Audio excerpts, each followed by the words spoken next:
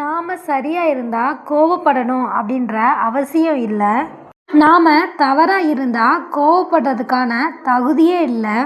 ஒருத்தங்க உங்களை பிடிக்கும் அப்படின்னு சொல்லிட்டாங்க அப்படின்னா வாழ்க்கை ஃபுல்லாக அவங்களுக்கு உங்களை பிடிக்கும் அப்படின்னு நம்பிடாதீங்க.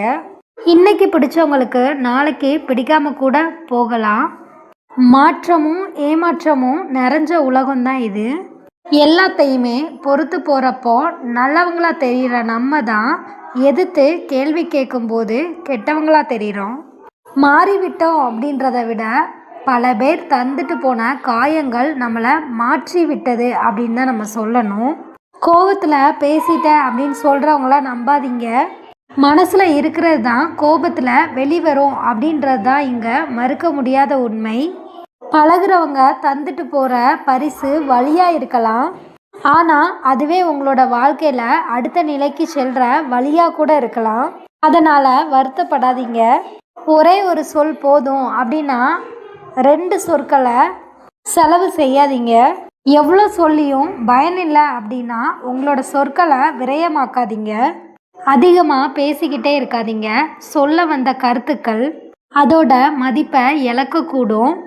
அடுத்தவங்களோட கற்பனைக்கு பதில் சொல்லணும் அப்படின்ற அவசியம் இல்லை. நம்மளை பற்றி நம்மளுக்கு தெரிஞ்சால் போதும்.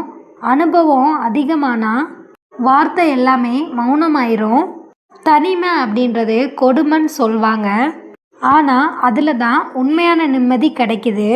சந்தேகம் இல்லை, துரோகம் இல்லை, பொய் இல்லை, ஏமாற்றம் இல்லை, அழுகை இல்லை.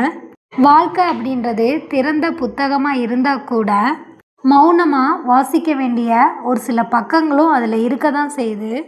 வாழ்க்கை சில விஷயங்களை புரிஞ்சுக்கிட்டாதான் அனுபவிக்கவே முடியும்.